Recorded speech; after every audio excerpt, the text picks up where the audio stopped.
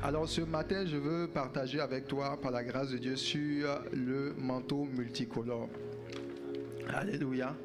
Dis avec moi le manteau multicolore. Alléluia. Alors, il y a des choses dans la parole de Dieu qu'il est important que nous puissions prêter davantage attention. Parce que si Dieu nous les communique, c'est parce que ça a une importance. Au premier culte, j'introduisais le message avec Jean chapitre 1, versets 22 à 23. La Bible nous dit ceci. La Bible dit, il lui dit, ça c'était des gens qui sont venus s'enquérir auprès de Jean le Baptiste. Et il lui dit, alors qui es-tu? Afin que nous donnions une réponse à ceux qui nous ont envoyés. Que dis-tu de toi-même? Alléluia. Alors, cette question, tu dois pouvoir répondre à cette question, dans le sens que tu dois pouvoir, on doit pouvoir te demander que dis-tu de toi-même. Autrement dit, les gens peuvent avoir une connaissance de toi, les gens peuvent avoir une idée de ta personne, mais il est important dans la vie que tu puisses toi-même savoir qui tu es. Et Jean ici ne va pas dire, non, moi je pense que je suis ceci, je pense que les gens disent ceci de moi. Jésus lui-même, souvenez-vous, les gens sont venus dire à Jésus, ou Jésus a dit à ses disciples, que dites-vous que je suis? Et c'était, on dit, tu es Élie, d'autres on dit, tu es le prophète qui devait venir, etc. Chacun avait son idée de Jésus. Mais la réalité, c'est que Jésus, plus tard, ils vont découvrir qui était le Christ. Donc, sur nos vies, Dieu aussi a une certaine révélation qu'il veut que nous ayons. Et Jean va répondre de façon définitive en disant, moi, je suis celui-là, je suis la voix qui crie dans le désert. Il dit, aplanissez le chemin du Seigneur, comme a dit Ésaïe le prophète. Dans Jérémie, Dieu dit déjà à Jérémie, il dit, avant que tu ne sois formé dans le sein de ta mère, je te connaissais, je t'avais choisi, je t'avais établi afin que tu sois prophète sur les nations. Alléluia.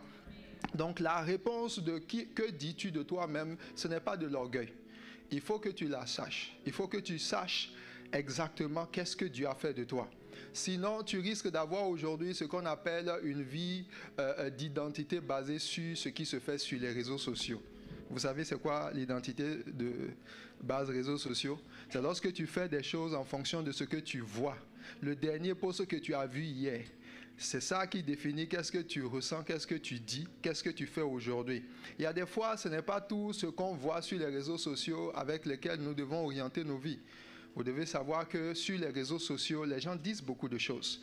Et Dieu peut te parler au travers des réseaux sociaux, comme l'ennemi aussi peut te parler. Donc, lorsque tu te compares ou tu définis l'orientation de ta vie, les choses que tu fais en fonction de ce que tu vois sur les réseaux, ça veut dire que ce n'est pas une conviction profonde, ce n'est pas une révélation profonde. Jean n'a pas dit « je suis celui qui est ou qui fait à cause de ce que vous voyez de moi ». Non. Les gens savaient qu'il était le prédicateur qui annonçait la vérité. Il disait « répentez-vous car le royaume des cieux est proche ». Donc il prêchait un message. Mais le message de Jean n'a pas empêché que les gens viennent demander à Jean « qui dis-tu de toi-même? Que dis-tu de toi-même? Qui es-tu » Alléluia. Donc il y a une révélation de ta personne. Et cette révélation-là, quand tu découvres cela, ça va t'éviter d'avoir une vie qui est confondue dans la masse. Ça va te donner de savoir où est-ce que tu es exactement dans même la spirale du temps. Le temps que Dieu t'a donné, qu'est-ce que tu fais?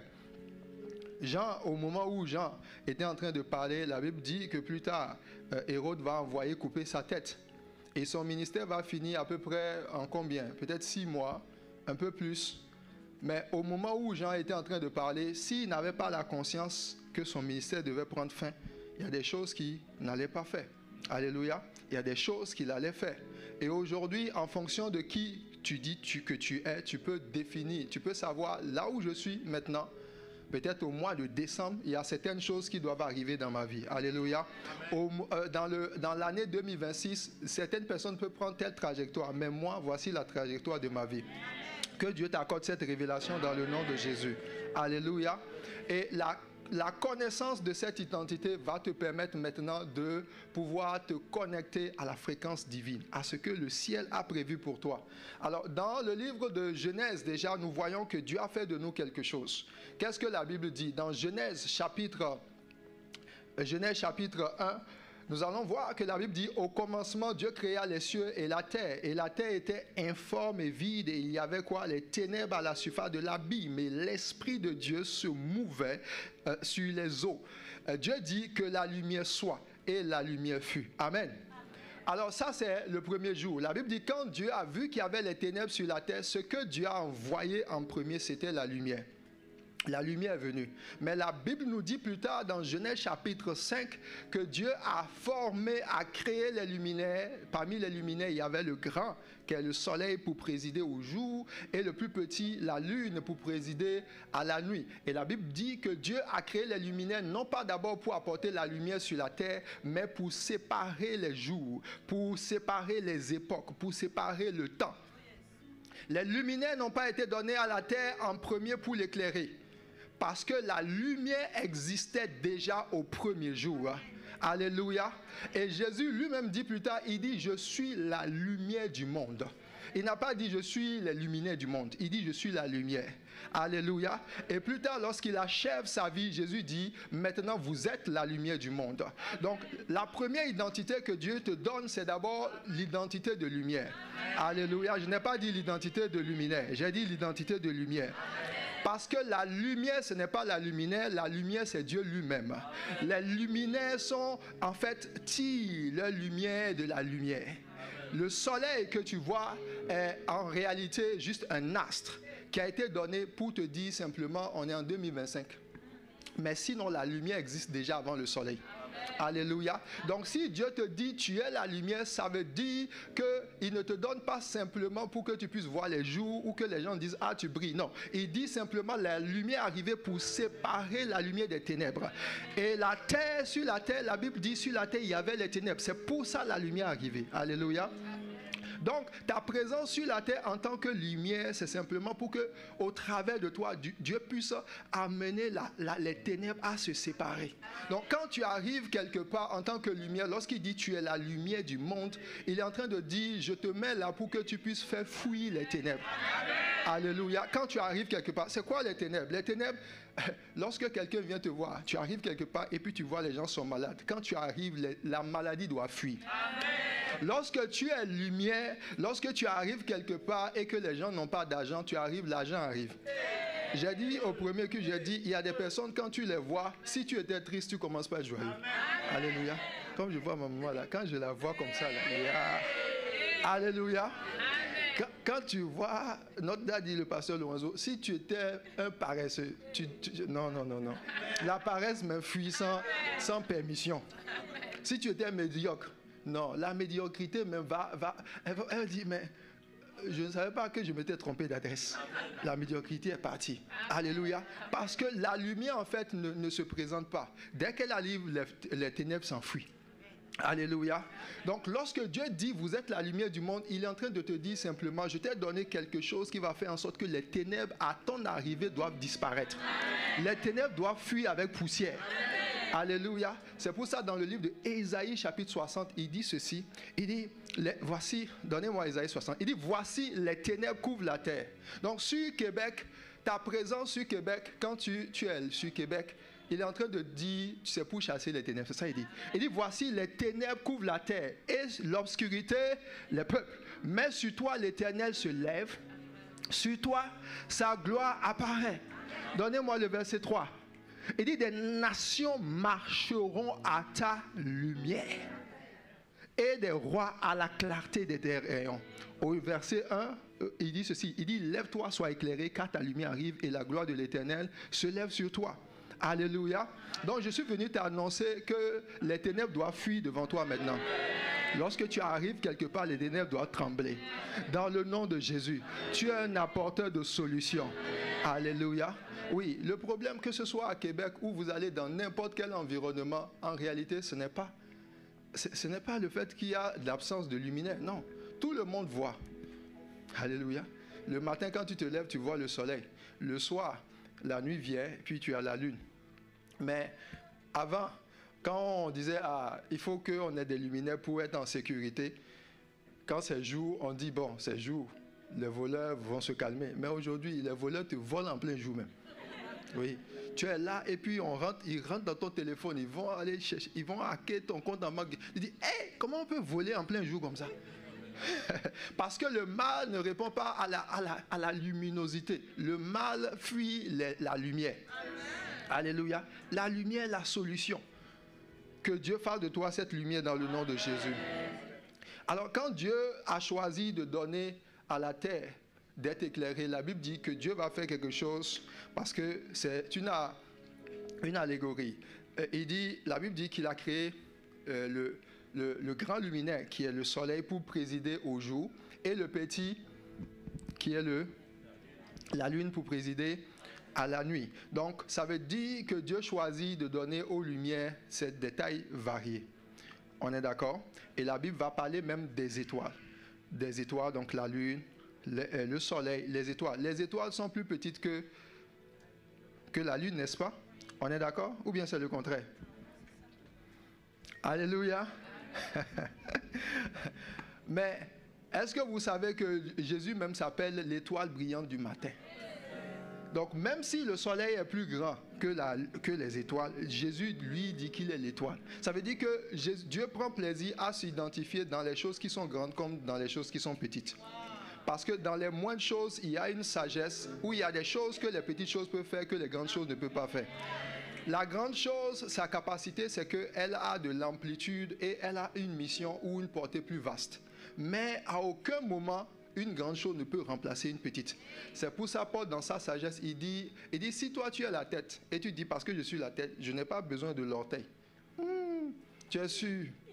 Parce que tu es la tête, tu dis, je n'ai pas besoin de la main. Alléluia. Dans les églises, même, tu es là comme ça, tu es en train d'enseigner. Mais pour que l'église puisse être apprêtée, pour que tout le monde vienne, il y a des gens qui l'ont fait. On ne les voit pas. Je bénis toutes ces personnes-là dans le nom de Jésus. Donc, quelle que soit la place que Dieu te donne, tu dois savoir que tu as de l'importance. C'est de ça qu'il parle. Mais il faut comprendre que même dans ce que Dieu reconnaît les petites et les grandes choses, Dieu choisit de donner les grandes choses. Parce que les grandes choses ont une importance. Dis avec moi, les grandes choses ont une importance. Alléluia.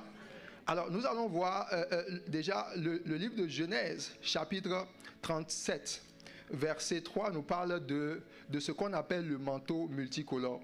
Dans la Bible dit, Israël aimait Joseph plus que tous ses autres fils. Dis avec moi, tous ses autres fils. Alléluia. Parce qu'il l'avait eu dans sa vieillesse. Il lui fit une tunique de plusieurs couleurs. Alors, le mot tunique, plusieurs couleurs, c'est ketonet passim. En hébreu, qui signifie généralement tunique, robe ou vêtement de dessous. Passim, qui va parler de plusieurs couleurs ou bigarrées, longues manches ou atteint des paumes, qui atteint les pieds, les paumes. Et le C, ou la troisième déclinaison de du sens, c'est richement brodé. Alléluia. Alors, la Bible nous dit ceci. La Bible dit que lorsque papa Jacob a choisi de révéler à son fils Joseph qu'il était son aimé.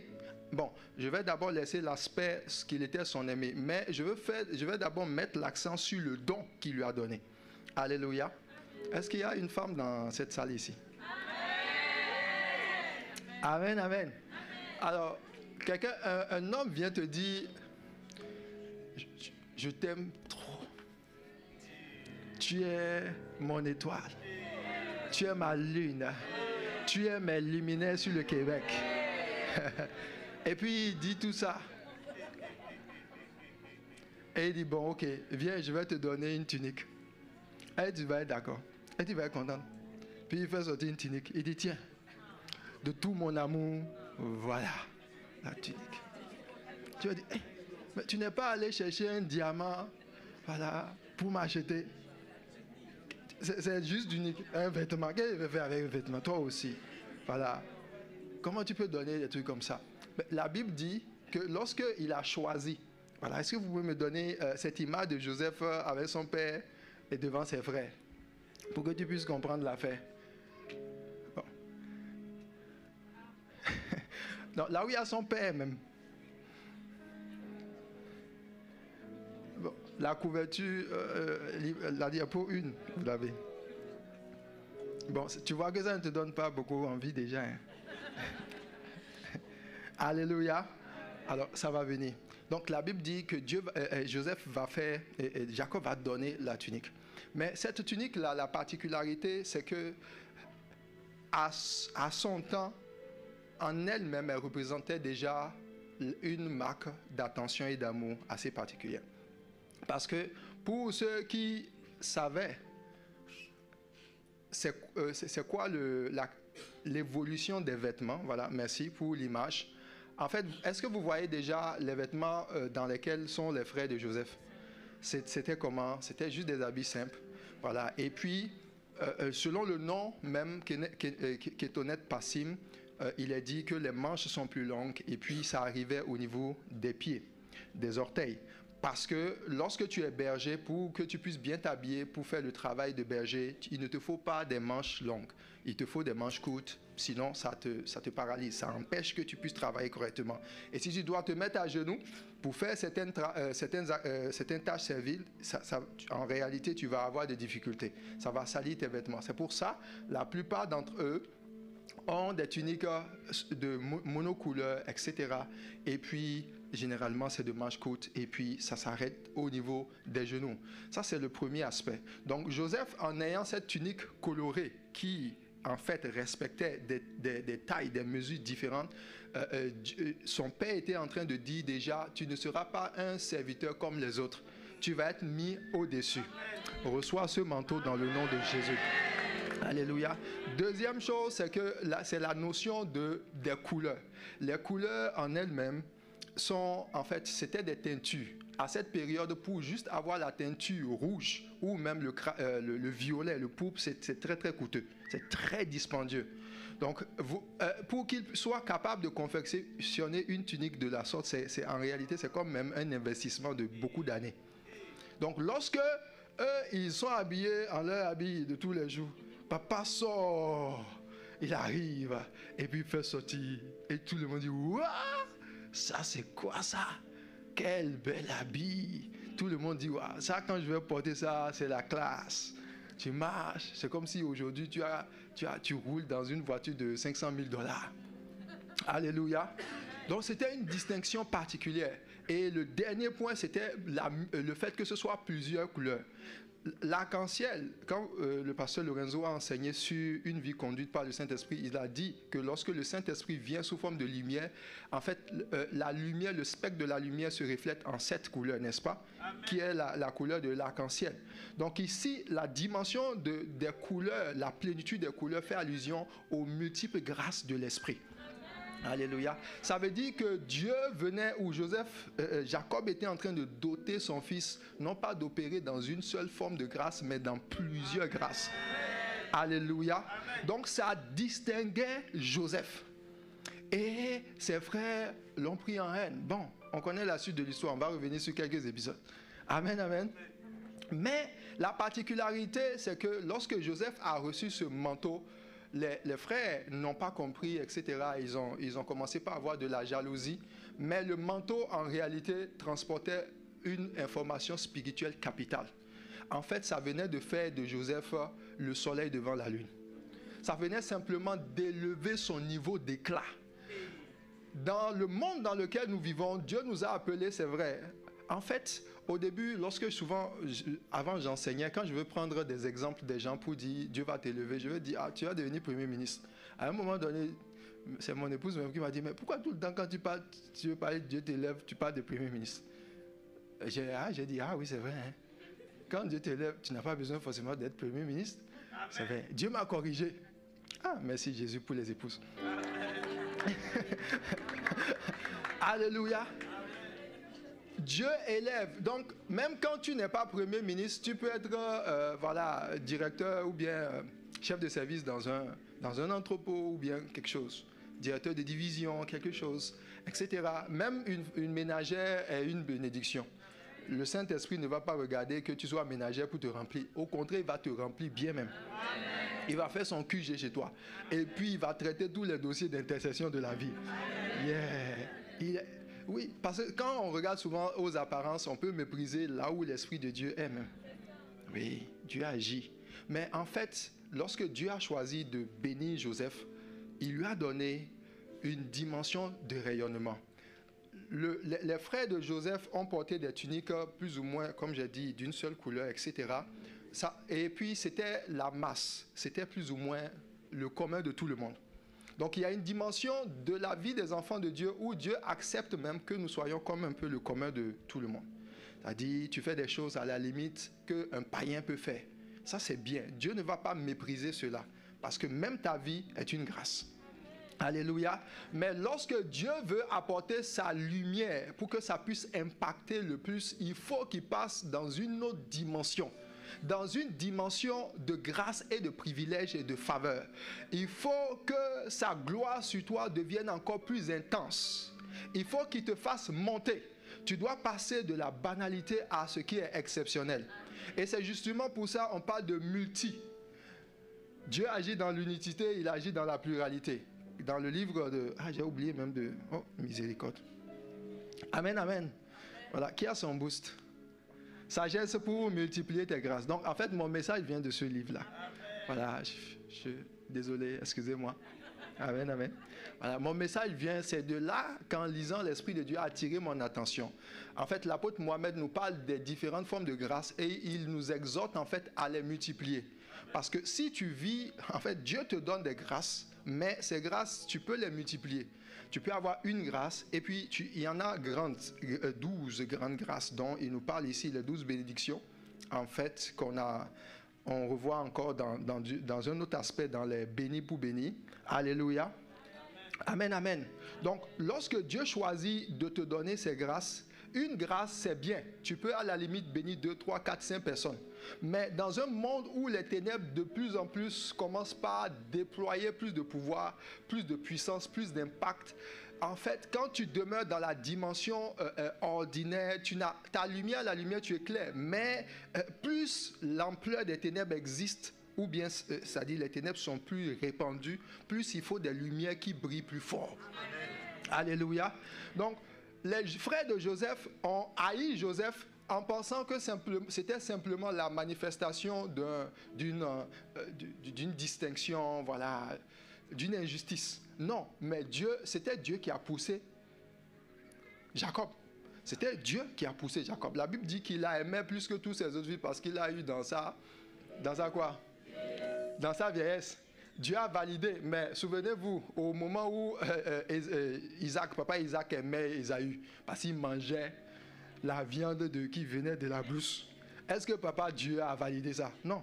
C'est Jacob que le père n'a pas voulu même. Amen. Dieu dit, va. Et puis, maman a organisé l'affaire. Et puis, ça a été validé. Dieu même n'a pas dit, non, papa Isaac, c'est celui que tu as choisi. Donc, même dans la volonté des hommes, de choisir ou il peut y avoir des erreurs. Mais il faut regarder quel est l'esprit. Pourquoi est-ce que Dieu a validé le cas de Joseph et puis il n'a pas validé celui d'Ésaü? C'est parce qu'il y avait un dessein derrière. Dieu avait déjà choisi Jacob dès le sein de sa mère. Et il dit, le plus petit sera plus grand que l'aîné. En fait, des fois on ne comprend pas cela, mais bon, Dieu, par sa grâce, m'a parlé d'environ 12 points. J'étais à l'introduction, là je suis encore. Alléluia. Amen, amen. On ne comprend pas souvent la souveraineté de Dieu. On dit, quand tu lis ce passage, tu dis, mais comment est-ce que Dieu, justement, a choisi comme ça? Parce qu'il ne peut pas nous faire asseoir et nous dire, voici. Donc, il fait, et puis il dit, observez, et puis prenez ça comme ça. Alléluia. Amen. Voilà. Parce que Dieu avait vu qu'en Jacob, il y avait un potentiel et il était capable de transporter la bénédiction que Dieu voulait. C'est au travers de Jacob qu'il y avait les 12 patriarches. Tonton Ésaü est allé marier les filles des Cananéens. Et puis, c'est quand il a fini même qu'il a vu que son papa et sa maman n'aimaient pas ça. Pourtant, il était tout le temps avec eux. Jusqu'à ce que toi, tu allais marier femme. Et puis, tu ne savais pas que papa et maman n'aimaient pas les femmes que tu voulais. C'est après. Et ça, c'est quoi ça? Dis à ton voisin, fais attention.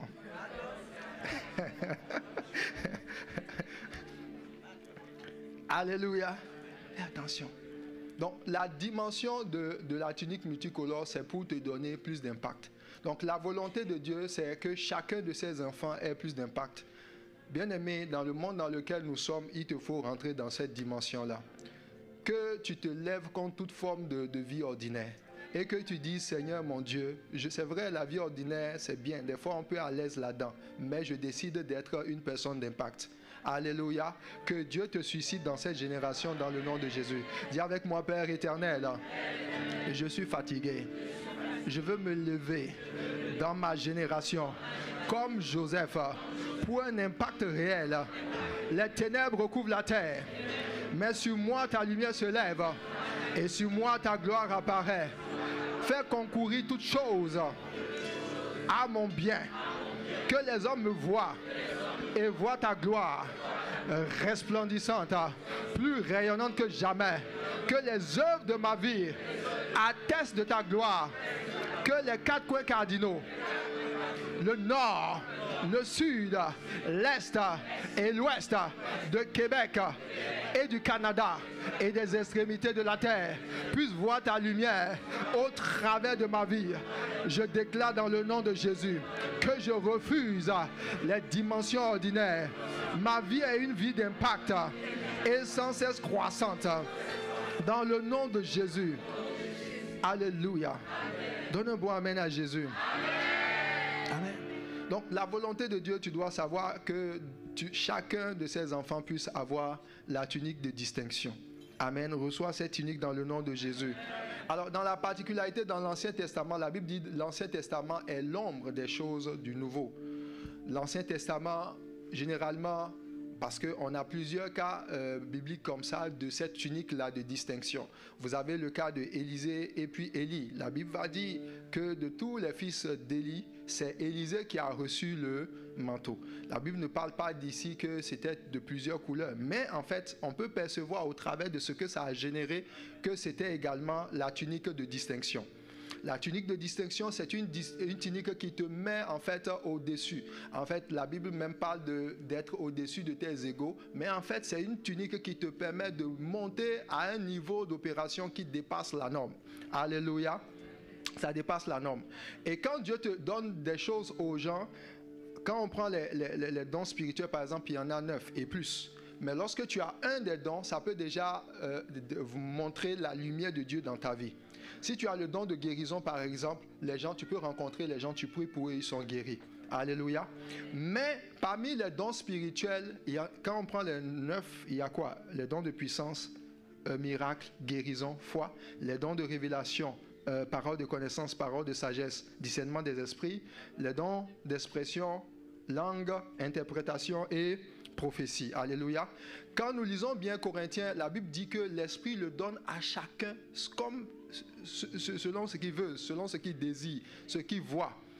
Amen. Et un peu plus loin, Paul pousse, il dit, est-ce que tous sont prophètes, tous sont apôtres, tous ont-ils le don de guérir? Donc quand on lit 1 Corinthiens 12, c'est à la limite, c'est comme si l'Esprit prenait beaucoup de réserve à donner plus que un ou deux. La Bible dit à chacun est donné par l'Esprit, à chacun. Donc l'Esprit de Dieu commence par faire des dons en unicité, 2, 3. Mais la volonté de Dieu, comme la Bible nous révèle, parce que 1 et 2 c'est bien, mais lorsque Dieu te donne par exemple tous les 9, tu opères dans la dimension de la guérison. Tu prophétises, tu donnes des paroles de connaissance. Alléluia. Des paroles de sagesse. Tu donnes des langues, des anges, etc. Toutes formes de langues. À ce moment-là, tu vas commencer par quitter la masse, l'ordinaire, les tuniques monocouleurs, et tu passes dans les dimensions de pluri. Alléluia. À ce moment, c'est difficile pour les gens de pouvoir ne pas te remarquer. Lorsque tu passes dans la dimension de pluri, on ne peut pas ne pas faire cas de toi. Dans ce lieu de travail où tu es, on amène un dossier. On dit, personne n'arrive à gérer, ou on te donne le dossier, puis tu gères. Quelques temps plus tard, on t'amène un autre, tu ne sais rien faire. Non, quand tu rentres dans la dimension de pluri, tout ce qu'on amène, c'est à la limite, Dieu ouvre tes yeux, tu connais la chose dans le nom de Jésus. Tu te retrouves dans des lieux où tout ce dont tu as besoin t'est accordé. la sagesse, l'intelligence, la force. Tu vas sentir une force rentrer en toi et tu te mets à bouger. Tu commences par commander aux choses. Tu vois les choses avant que les choses n'arrivent. Difficilement, tu te retrouves dans des endroits compliqués. Et les situations dans ta vie écoutent et obéissent à ta voix. La tunique de plusieurs couleurs, rien ne lui résiste. Les gens sur qui cette tunique se retrouve, ces personnes-là, on ne peut pas les arrêter. Ils sont inarrêtables. Alléluia. Amen, amen. Alors, il y a dans un des passages de la Bible, il dit ceci, il dit certains comptent sur le chat, d'autres sur leurs chevaux. Il dit nous comptons sur l'Éternel. Il y a des fois moi je me suis arrêté, j'ai dit à Dieu, Seigneur, quand je prends le domaine de la politique, on est en retard, hein? Amen, amen, ici au Québec. Donc, il y a des challenges que nous rencontrons dans notre vie et dans notre nation, que si ce n'est pas cette grâce du manteau multicolore, bien aimé, on n'y arrivera pas. Parce que le temps que ça peut te prendre de juste même démarrer une entreprise, pendant ce temps, le voisin d'à côté, il a une entreprise de 10 milliards de dollars. Alléluia. Le temps que tu es parent et puis tu amènes ton enfant à l'école. Mais les gens qui sont assis sur le conseil d'administration de l'école, tu pousses un peu plus loin au niveau du ministère de l'Éducation. Ces gens-là, ils sont corrompus. Bon, Yako, vous êtes bénis dans le nom de Jésus. Mais ils peuvent ne pas avoir les valeurs du royaume. Donc, il y a des choses que tu peux dire, mais au niveau de ta lumière, par rapport à ce domaine-là, bien aimé, on va attendre beaucoup même. Amen. Il y a des fois on prie, mais tu dis, ah Seigneur, si seulement il y avait quelqu'un de l'église qui avait une lumière qui était capable de toucher là où il faut. Cette chose-là, on n'aurait même pas à nous fatiguer avec ça. Et un jour, je voyais un témoignage d'un homme de Dieu qui a vécu il y a de cela quelques années. C'était Miles Monroe. Il disait qu'au Bahamas, dans son propre pays, il disait qu'il y a un homme comme ça, il allait à sa retraite et la veille de sa retraite, ou plus ou moins, il y avait une loi qu'ils ont votée. Cette loi-là autorisait les mariages des lettres. Bon, tu as compris. Voilà. Et il fait son allocution, il dit ceci. Il dit, moi, j'ai achevé ma course, ou plus ou moins, j'ai atteint mon but. On dit, mais pourquoi? Il dit, depuis que j'ai mis le premier jour, j'ai mis mon pied au Parlement, il y a de cela 30 ans. C'était juste pour cette seule raison-là. Donc, vous imaginez, quelqu'un qui est allé, bon, lui, ce n'est pas la lumière, c'est les ténèbres qu'il est allé amener. Et il a augmenté le niveau de ténèbres jusqu'à, en 30 ans, il a amené une loi. Et il dit, maintenant, j'ai fini ma job, je m'en vais. Pendant ce temps, tu es en train de critiquer le voisin. Pendant ce temps, tu es en train de t'occuper de ce qui ne te regarde pas sur TikTok. Pendant ce temps, tu dis, oh, comment le pasteur a pu dire ça, même il m'a déçu. Pendant ce temps, tu dis, ma voisine à l'église, là, elle me lorgne tout le temps. Pendant ce temps, quand est-ce que tu vas quitter ça pour aller là où on a besoin de toi? On a dit, tu es la lumière. Tu es la lumière. Toi, tu te transformes en... Je ne sais pas c'est quel statut tu as maintenant.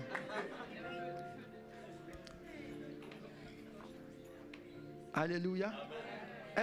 On sera prêt pour pouvoir prendre le chemin.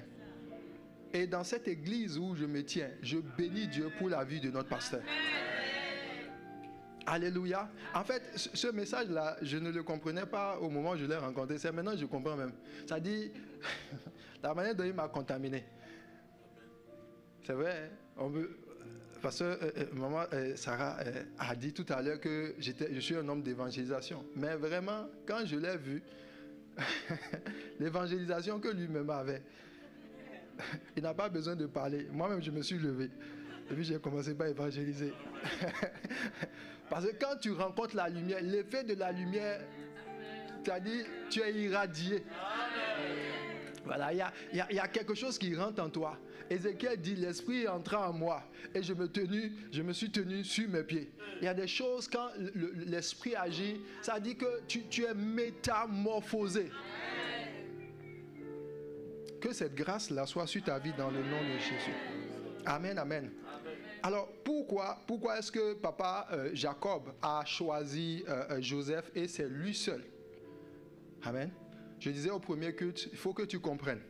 Parce que souvent, c'est vrai, on enseignait sur le manteau multicolore et on voit que c'est Joseph qui a reçu. Mais si nous ne prenons pas attention, nous ne regardons pas quelle était la volonté de Dieu, ce que Dieu était en train de faire, des fois, ça peut nous transformer en ennemis de nos frères. Voilà, tu restes à côté de ta maman. Et puis tu dis, maman, vraiment, c'est moi, ta fille chérie. C'est moi, ton fille chérie. Et puis quand tu vois un autre frère qui arrive, tu donnes un coup de pied. Donc, des fois, ça transforme des chrétiens en chrétiens sorciers. Voilà. Mets des bâtons dans les roues. Dis, ah, c'est moi qui veux la tunique. Bien aimé, ce que tu vas avoir, ce n'est pas une tunique. C'est un habit de 5e mai. Alléluia. Oui. Tu vas bien faire ta job, mais cette tunique-là, en fait, déjà, même tu combats la tunique elle-même. Même si on te la donne, tu ne pourras pas la recevoir. Il faut avoir le cœur de celui devant lequel tu vas chercher la tunique. Voilà. Si tu n'arrives pas à avoir son cœur, il y a quelque chose. Il y a des dispositions. Voilà. Donc, ce n'est pas mauvais d'être à côté de tes parents et puis d'être un bon fils. Mais il ne faut pas tuer tes frères. Alléluia. Oui, parce qu'à aucun moment Joseph n'est allé calomnier ses frères. Au contraire, il leur voulait du bien. Il allait dire à son papa les mauvaises choses même.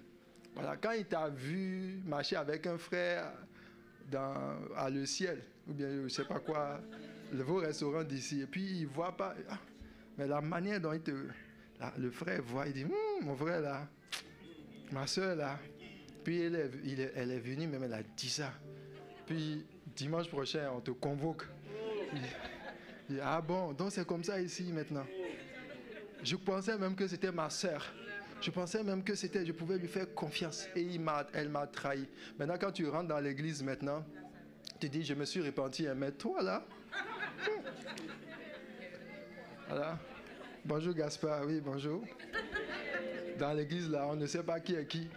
Je préfère rester sur mes gardes. Eh, bien-aimé, on t'a dit de te repentir. Et maintenant, tu te fâches contre celui qui te dit de te repentir. Ça, c'est quelle repentance, ça? Une repentance sincère, tu vas vers la personne qui t'a redressé. Tu dis, ah, je m'égarais même. Merci. Et puis, tu fais de la personne ton meilleur ami. Ta meilleure amie. La personne qui te reprend, bien-aimé, c'est la personne qui t'aime. Les flatteurs, là, ils sont nombreux. Oui. La personne qui sait, qui te reprend, c'est elle, tu vas beaucoup l'aimer même. Amen. On dirait que j'ai parlé à quelqu'un. Bon.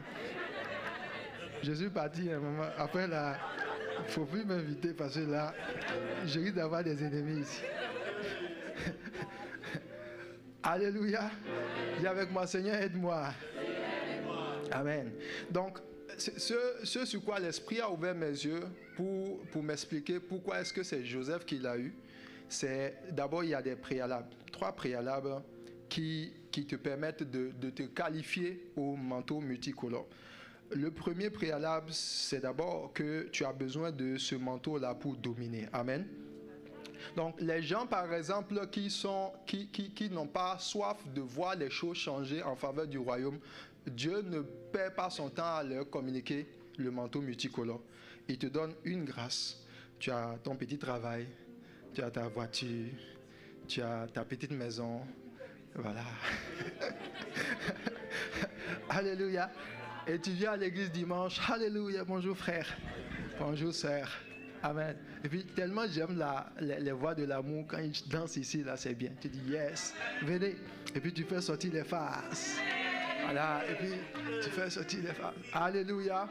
Voilà, et après maintenant tu sors de l'église, tu dis yeah, le culte aujourd'hui, powerful. Alléluia. Non, à expression d'amour même. Non, c'est bien. On est d'accord. Mais Dieu ne t'a pas appelé seulement à ça. On rend grâce à Dieu. Bien aimé, on est fatigué même des choses qui se font au dehors là. On est fatigué. Il y a des choses. Des fois, tu dois rester. Tu dis non, papa. Comment tu peux m'utiliser plus? Comment? Donc, le soupir des gens qui reçoivent là, ce manteau, c'est des gens qui veulent changer les choses. Des gens qui détestent le statu quo. Amen, amen. Et l'ennemi même l'a compris. Dans le monde aujourd'hui, regardez très bien ceux qui, à coups de milliards ou plus ou moins, possèdent les plus grandes entreprises dans le monde, qui influencent le monde. La plupart du temps, quand vous allez demander ou vous cherchez à connaître qu'est-ce qui les a motivés, vous n'allez jamais voir ces gens dire c'est l'argent. Non. La plupart du temps, c'est la soif du pouvoir. Autrement dit, la domination.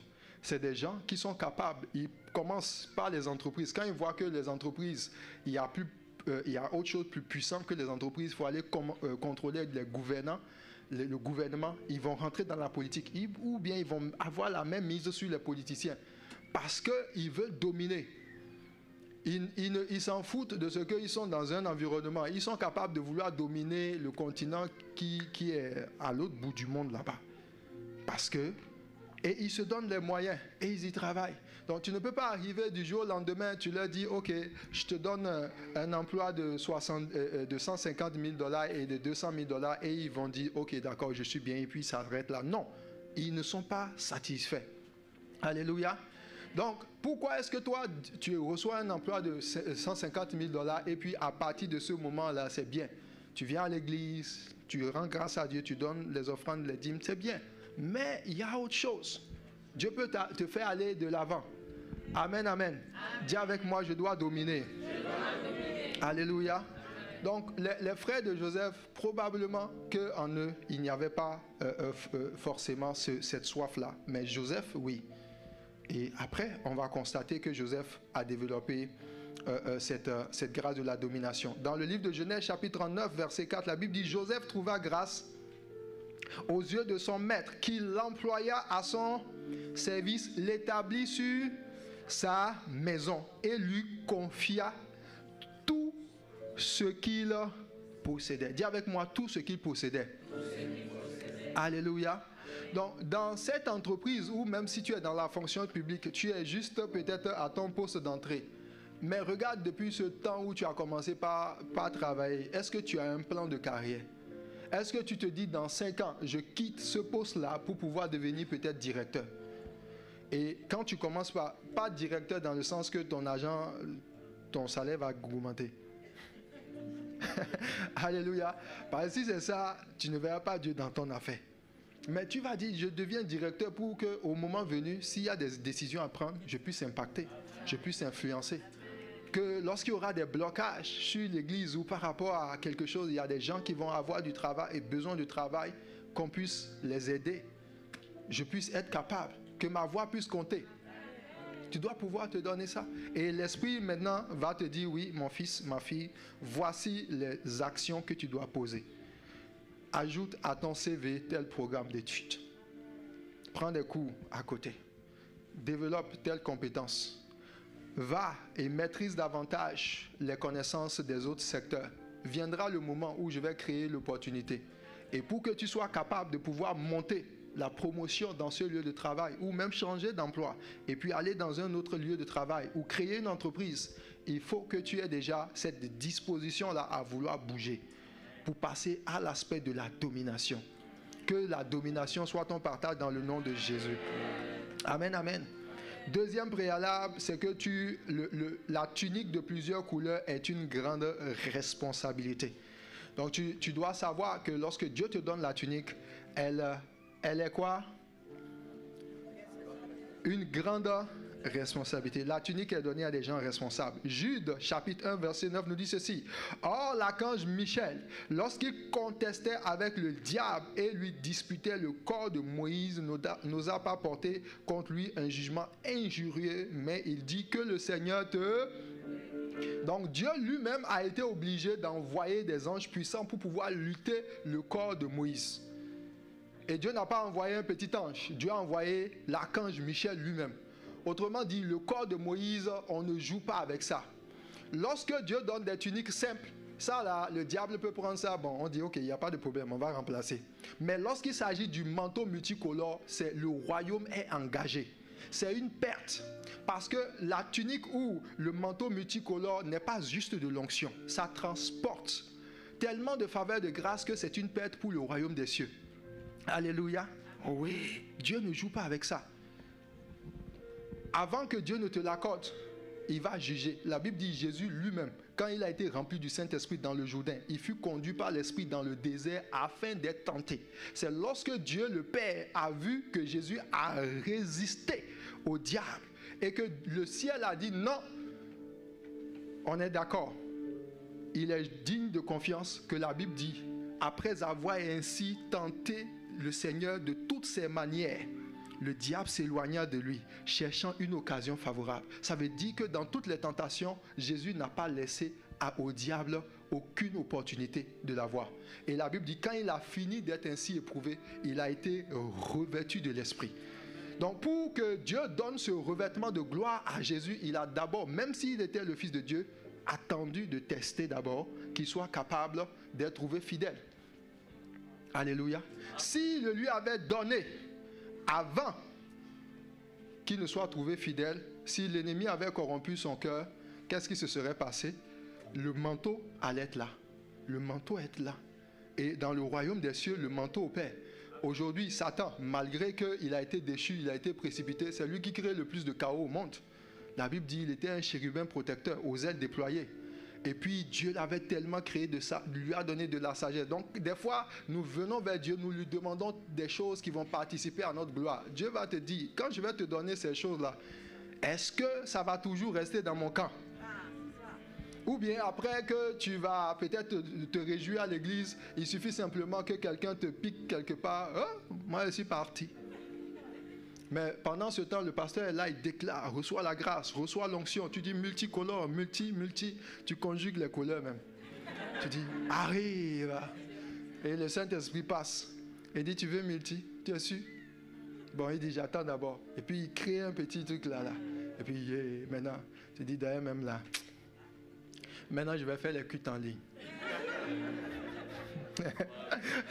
Manteau multicolore en ligne. Tous ceux qui sont en ligne en ce moment, reviens à l'église. Reviens à l'église. Sinon, le manteau ne viendra pas sur toi. Ta vie va être banale. Le secours du ciel. Alléluia. La particularité aussi dans Exode chapitre 33 verset 20, l'Éternel dit, tu ne pourras pas voir ma face, car l'homme ne peut me voir et vivre. Alléluia.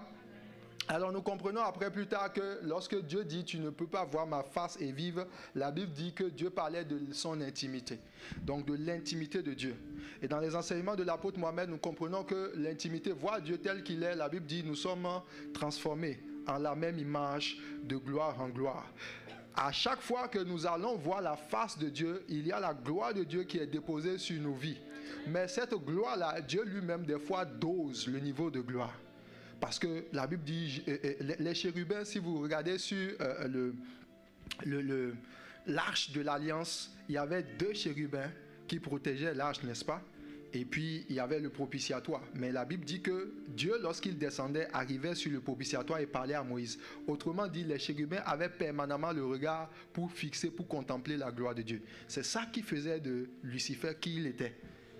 Astre brillant. Tellement il voyait la gloire de Dieu. Donc, il y a des fois, la dimension de Dieu, il dit, lorsque je viens dans ta vie et que j'augmente ma gloire, cette gloire-là, ça devient une responsabilité. Parce que si tu reçois la gloire de Dieu, tu n'es pas capable de la contenir, de la gérer comme Dieu la gère, ça peut te détruire. Il y a des dons que Dieu te donne. Bien-aimé, il faut savoir que tellement ça peut te soulever, on t'acclame comme ça. Maintenant, tu commences pas à planer. Yeah, le prophète international, intergalactique est là. Tout le monde à genoux. Voilà. Dis, ah, moi qui vois Dieu face à face. Maintenant, voilà. Alléluia. Amen, amen. Maintenant, peut-être pour toi, tu n'es même pas arrivé là-bas. Avant, tu étais boss. Maintenant, tu es respo. Depuis que tu es devenu respo, là, tu as dit que les choses que tu faisais avant, tu faisais. Maintenant, on t'appelle. Hé, frère! Tu dis, ah, mais pourquoi il me dit frère? Bien-aimé, est-ce que tu as cessé d'être frère? Pourquoi il ne peut pas dire respo? Pourquoi il me diminue comme ça? Ah, peut-être que la personne dit frère parce qu'il t'aime tellement. Voilà. Ou tu es devenu GA. Maintenant tu es râpé.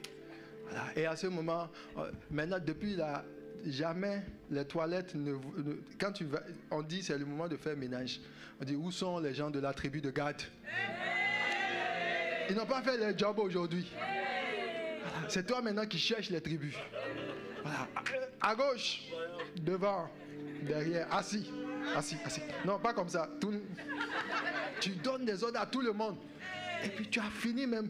Tu n'es plus là, tu n'es plus simple, bien-aimé. La gloire, là, la petite, là, elle t'a déjà amené au... Descends. Dis à ton voisin. Descends. Vite même. Il faut descendre. Alléluia. Ah, j'avais dit, je vais avoir des problèmes ce matin. Alléluia. C'est une grande responsabilité. Élie même le dit. Il dit ceci dans 2 Rois 2, 10. Il dit, Élie dit, tu demandes une chose difficile. Donc, ce n'est pas que Élie ne voulait pas donner le manteau à Élisée. Mais Élie tellement savait que le manteau était difficile. Donc, des fois, on se bat avec Dieu. On dit, ah, pourquoi Dieu a choisi tel? Pourquoi Dieu a choisi tel? Alléluia. Il y a de cela quelques temps, j'ai mis à l'épreuve un peu mes gagnants d'âme et les AP qui travaillent sur moi. Il y a je lui ai donné une responsabilité. J'ai dit, et puis il n'est pas le premier, il est le dernier même.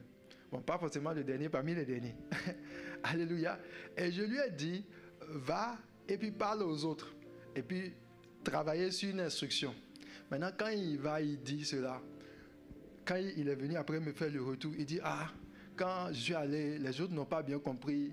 C'est comme si ils ont compris comme si je suis venu pour prendre leur place. J'ai dit, ah bon? Déjà, là, toi, tu as quelle place?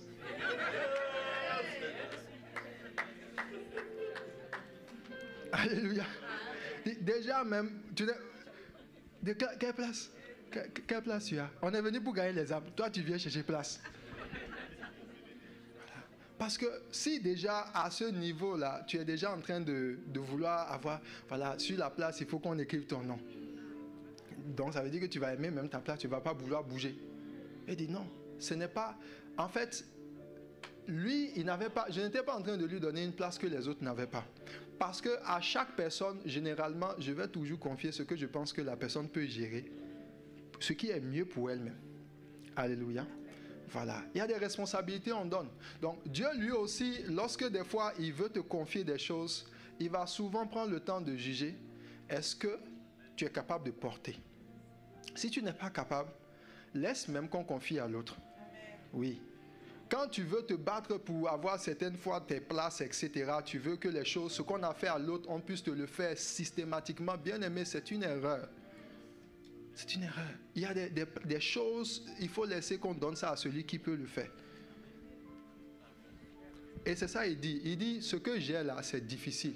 Est-ce que tu es sûr que tu peux porter cela? Le manteau multicolore a fait en sorte que Élie, le grand prophète, a fui devant Jézabel. Il y a des niveaux de problèmes si on te le confie. Bien-aimé, tu demandes ça. Dieu dit, est-ce que tu es capable?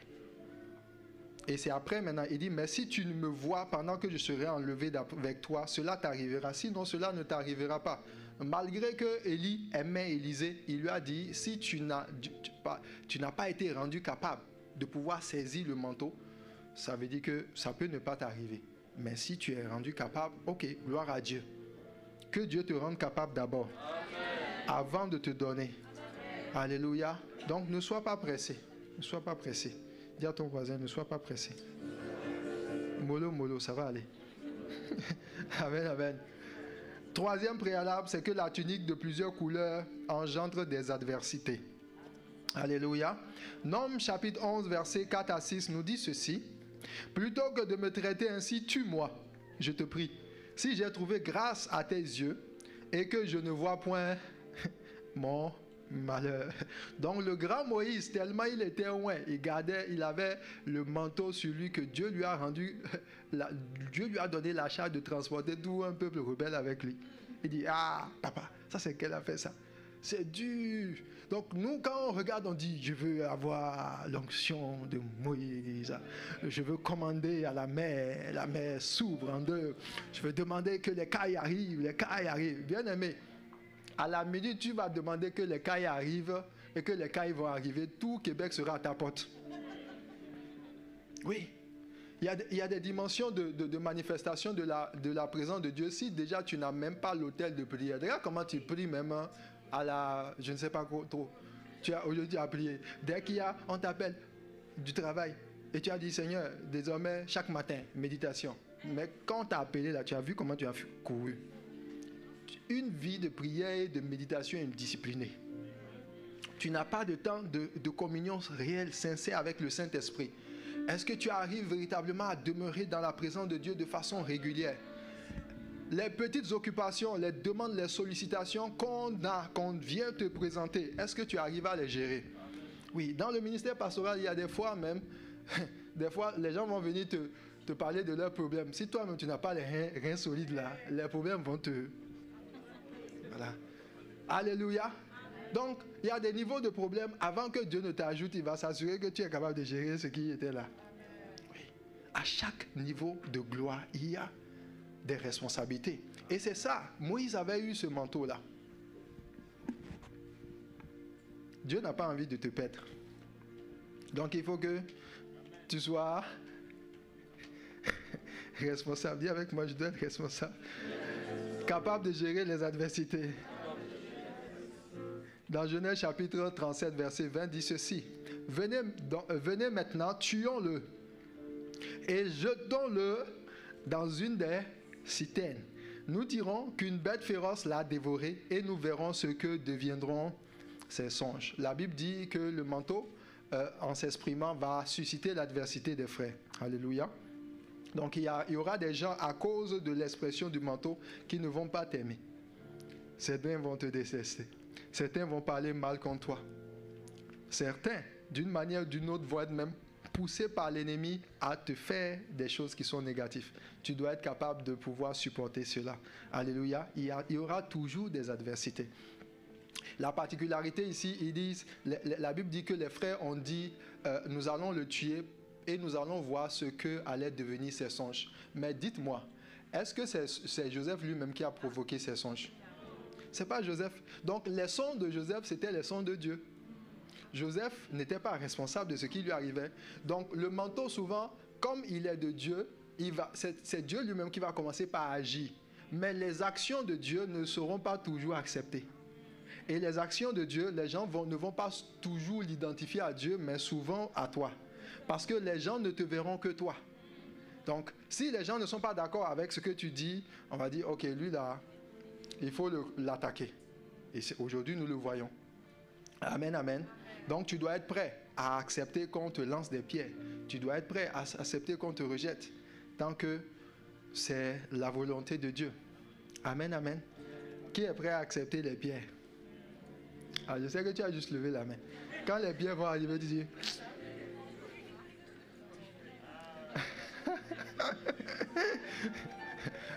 Alléluia. Les frères de David ont dit, oh, ce petit prétentieux-là, nous on est là et on est devant Goliath, on n'a rien fait. Et lui, maintenant, il vient pour dire qui est cet incirconcis-là. On sait quel est l'orgueil qu'il y a dans ton cœur. Voilà. Quand le manteau agit comme ça, parce que c'est un manteau qui a des caractéristiques que des fois toi-même tu ne contrôles pas. C'est-à-dire qu'il est tellement audacieux. Je ne pense pas que David ce soir ait eu le courage de se tenir devant Goliath seul. Amen, amen. Voilà. David n'avait pas le courage. Et dans le ministère, moi, une des choses que j'ai constatées, à un moment donné, je me suis posé la question, parce qu'il y a des fois, je dis, je vais me coucher ou je vais me reposer. Pendant que j'ai ce plan-là, c'est là maintenant, je commence par faire autre chose. Soit je vais prier, ou bien je commence par travailler sur l'église. Je dis, ah Seigneur, c'est comme si je n'ai pas de repos. Hein. Voilà. Parce que des fois, Dieu se saisit de toi dans une certaine dimension que c'est comme si littéralement il conduit ta vie. Tant que tu es capable de le laisser t'utiliser, il va te faire des choses qui dépasseront toujours ton entendement. Amen. Voilà. Tu peux te lever comme ça. on va te dire, le pasteur va dire, je vais envoyer quelqu'un au Pérou ou bien à Kazakhstan. Qui veut aller au Kazakhstan? Quand le manteau est là, le manteau va dire, lève la main. Et il dit, Kazakh quoi? Kazakh? Je pouvais aller à Chicoutimi avec le pasteur Abraham. Kazakh n'a qu'à me laisser tranquille. Voilà, on n'a qu'à se gérer ici d'abord. Voilà. Le manteau te dit, lève la main. Bon, ceux qui ont vraiment le manteau influence sur eux, ils vont lever la main. On dit, Gaspard, tu veux aller, tu sais là où tu vas? Il dit, non, je ne sais pas. Et tu as quelqu'un là-bas, il dit, non, Dieu va pouvoir. Des gens vont m'attendre. Voilà. On dit, ok. Il va prendre son... Il dit, pasteur, c'est quand? Prépare-toi, début décembre. Puis voilà, il a déposé sa lettre de démission. Il a fait son petit sac. Voilà. Bon, il n'est pas marié, d'accord? Voilà. Donc, il a fait juste son petit sac. Et puis, gloire à Dieu pour les singles épanouis. Alléluia. Voilà. Les singles épanouis, le manteau agit souvent vite sur vous.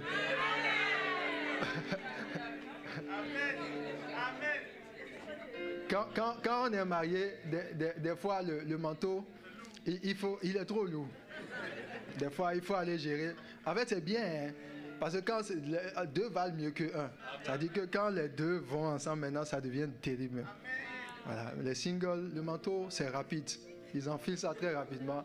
Et puis, les voilà partis. Que Dieu trouve en toi quelqu'un qui va au Kazakhstan.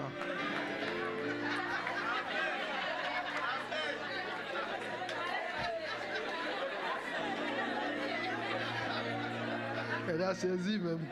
Elle a saisi le Kazakhstan ici. Alléluia.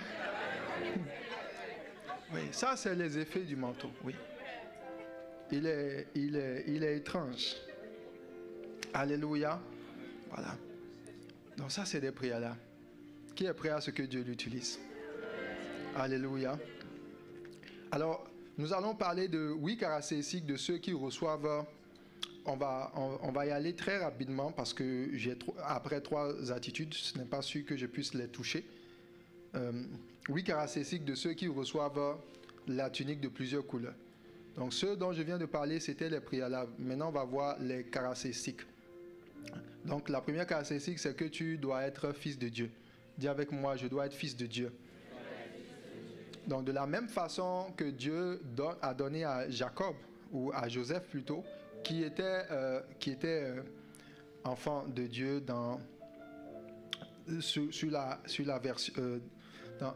à l'époque de l'Ancien Testament. Voilà. Dieu aussi donne la tunique dans le Nouveau Testament à ses fils. Jean chapitre 1, verset 12 à 13 dit ceci: à tous ceux qui l'ont reçu, à ceux qui croient en son nom, elle a donné le pouvoir de devenir enfants de Dieu, lesquels sont nés non du sang, ni de la volonté de la chair, ni de la volonté de l'homme, mais de Dieu. Donc si tu n'es pas encore né de nouveau, tu ne peux pas avancer très rapidement vers quelque chose de glorieux, de puissant comme le manteau. Il faut d'abord que tu donnes ta vie à Jésus. Il faut que tu fasses la paix avec Dieu parce que c'est une distinction que Dieu donne à ses enfants. Alléluia. Donc d'ici la fin du culte, tu veux faire la paix avec Jésus et naître de nouveau, rapproche-toi d'un des responsables ou des gens de l'accueil. Quelqu'un va te conduire dans la prière pour recevoir Jésus. Amen, amen. Donne un bon amen à Jésus. Amen. Donc deuxième caractéristique, c'est que ceux qui reçoivent le manteau ont trouvé la filiation spirituelle à laquelle Dieu les a destinés. Alors, quand tu es né de nouveau, tu nais dans la famille de Dieu. Mais la Bible nous dit que Dieu te donne des parents spirituels. Est-ce qu'on est ensemble? Joseph a reçu le manteau parce qu'il était fils de Jacob. Et Élisée a reçu le manteau parce qu'il était fils de Élie. Timothée aussi a reçu le manteau parce qu'il était fils de Paul.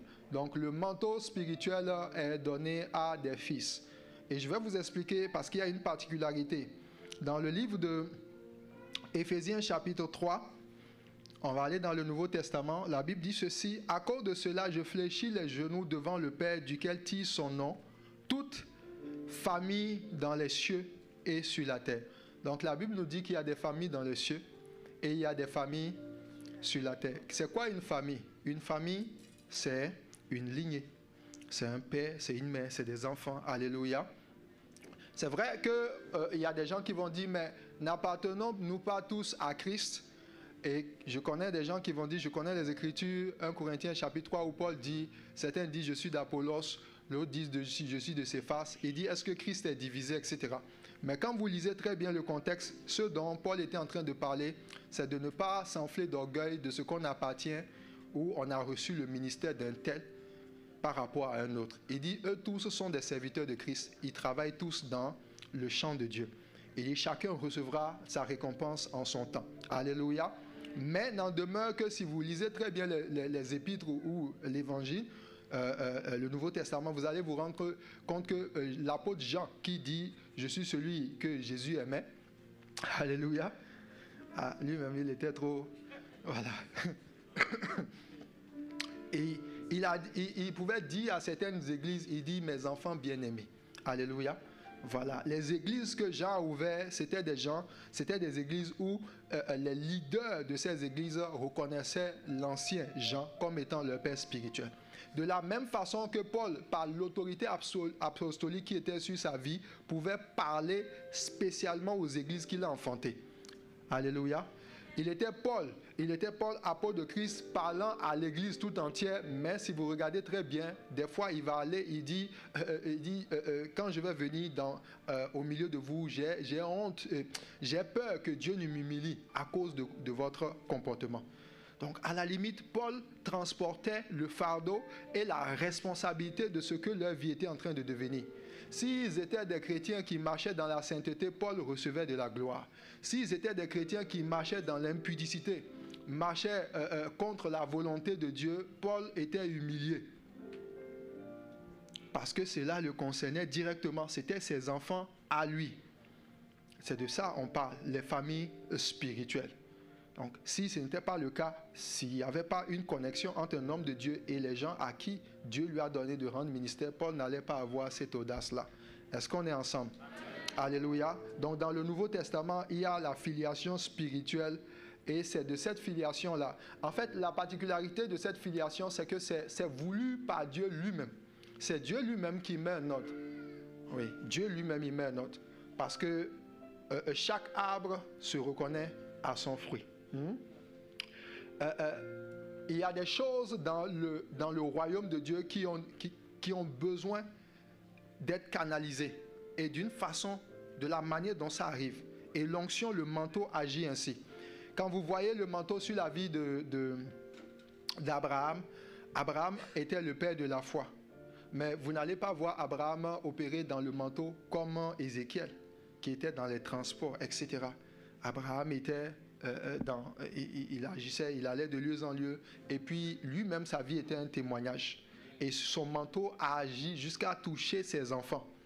Et plus tard, quand on descend, même Moïse, vous n'allez pas voir Moïse dans tout son manteau, la manière dont il opérait puissamment, jusqu'à ce que le manteau arrive sur la vie de Josué. Vous n'allez voir jamais Moïse dire ainsi par l'Éternel. Est-ce que vous avez déjà vu Moïse dire ainsi par l'Éternel? Non. Mais pourtant, le manteau était sur sa vie. Qui est d'accord? Voilà. Donc, si quelqu'un venait pour... même ceux qui sont allés chercher le feu étranger, c'est parce qu'ils n'ont pas compris cette manifestation du manteau. Voilà. Il y a une manière dont opère ton père qui peut ne pas forcément être la manière dont opère une autre personne. Ça ne veut pas dire que l'autre personne est faux. Ou pire, ça ne veut pas dire que tu n'es pas dans un canal de manteau. Est-ce que quelqu'un me suit? Amen, amen. Amen. Donc, la filiation spirituelle est le canal de réception du manteau. Genèse chapitre 37, verset 1 à 4, il dit « Voici la postérité de Jacob, Joseph, âgé de 17 ans. » Donc, la Bible va commencer directement par Joseph parce que c'est Joseph qui a reçu le manteau. Alléluia. Donc, ça, c'est la deuxième caractéristique. Troisième caractéristique, C'est pour ceux qui reçoivent... Ah, bon, au passage, je vais exhorter quelqu'un. Si tu es à l'église et puis tu viens juste à l'église parce qu'il faut aller à l'église, il faut que tes yeux s'ouvrent. Alléluia. Amen, amen. Oui. Je suis d'accord que l'église est pour toi un environnement où tu viens écouter la parole de Dieu. Mais Dieu ne transforme pas les nations par des gens qui viennent à l'église. Dieu transforme les nations par des gens qui reçoivent l'onction. Oui. Le diable n'obéit pas aux chrétiens. Le diable obéit à la puissance de Dieu dans la vie d'un chrétien. Voilà. Et celui qui transporte le manteau, c'est tes parents. Parce que c'est le manteau qui attire. C'est justement parce qu'il y a un manteau qui agit ici que tu es venu, tu t'es assis. Donc, il ne faut pas recevoir ta bénédiction à moitié. Reçois la parole de Dieu pour te bénir dans ta maison, mais prends le manteau. Dis à ton voisin, quel est ton problème? Prends seulement. Alléluia. Faut prendre seulement. Ah. Pourquoi tu es gêné? On a dit de prendre le manteau. Et au Père. Alléluia. Amen. Et une petite histoire concernant le manteau. Je me souviens, lorsque j'étais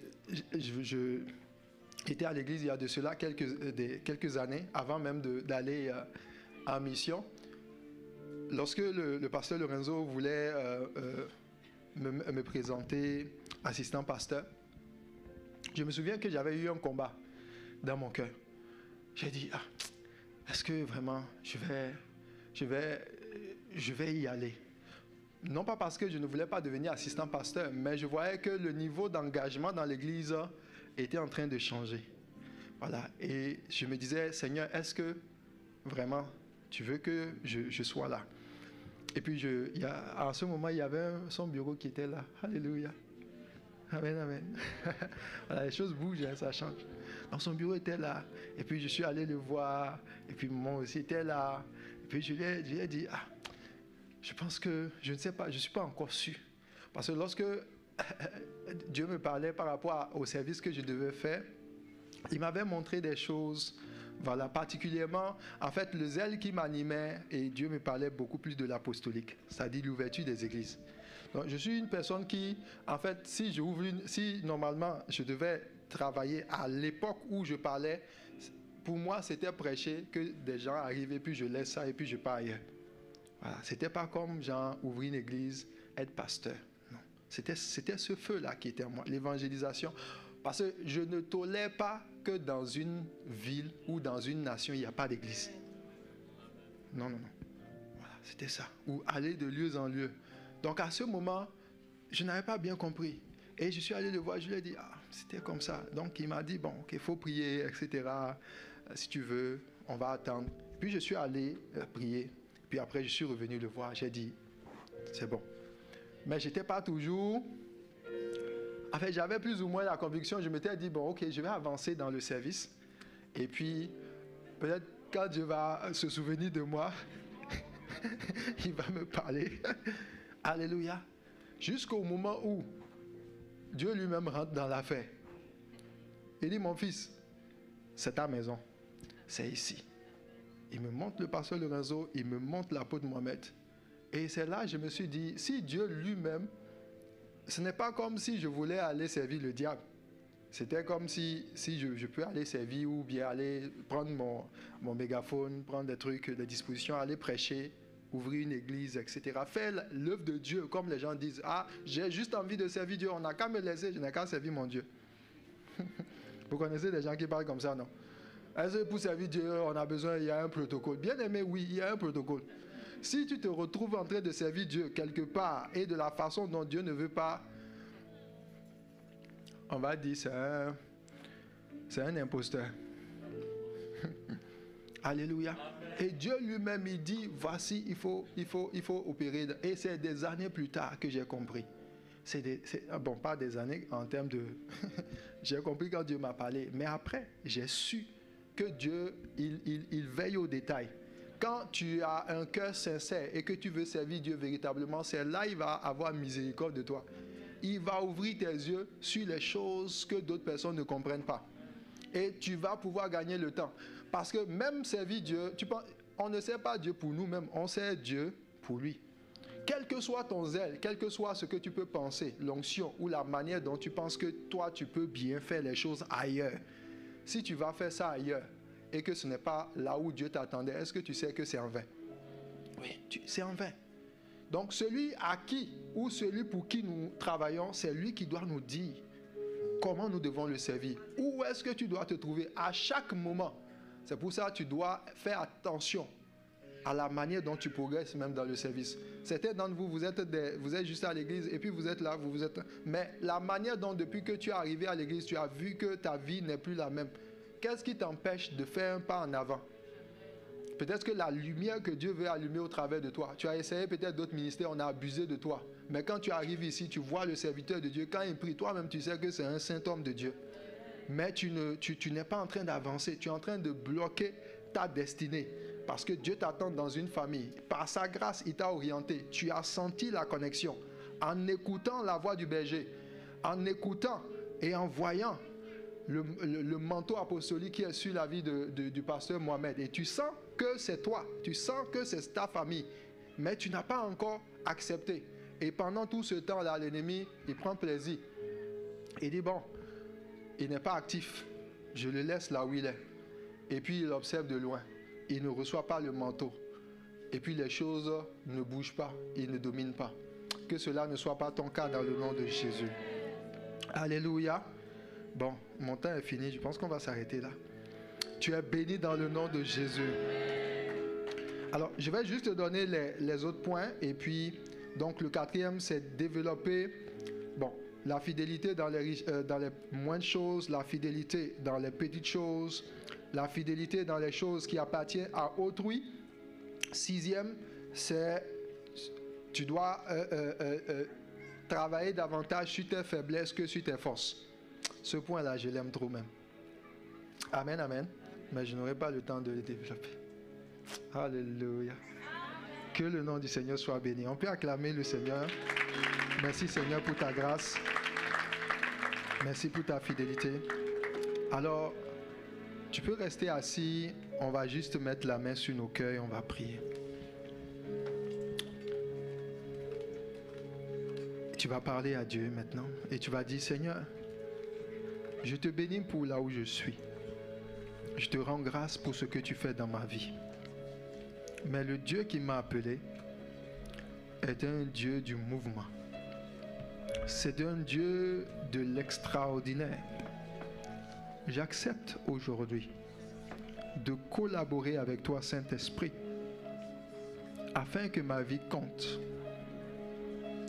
Accorde-moi, ô Dieu, le manteau multicolore et par-dessus tout, prépare-moi à le recevoir et à le manifester. Je veux opérer dedans afin que le nom de Christ soit glorifié dans ma vie, dans ma famille, dans mon environnement, dans mon église, dans ma ville, dans ma nation, jusqu'aux extrémités de la terre.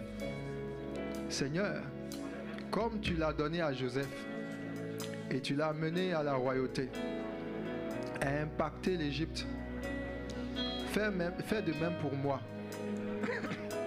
Aujourd'hui, je ne sais pas comment il agira, mais je sais une chose. Il est dit dans ta parole que tout don parfait, excellent, vient du Père de lumière, en qui il n'y a point d'ombre de variation. Alors je prie dans le nom de Jésus, afin que tu me bénisses et que tu me l'accordes. Je refuse de compter sur mes forces. Je refuse de m'appuyer sur mon imagination. Et j'accepte que le surnaturel vienne à ma rencontre chaque jour et aide-moi à développer les caractéristiques pour que le manteau opère efficacement dans ma vie. Par la puissance du nom de Jésus et par la gloire du précieux Saint-Esprit. Merci Seigneur, parce que tu entends ma prière et tu m'exauces. Au nom de Jésus, Amen.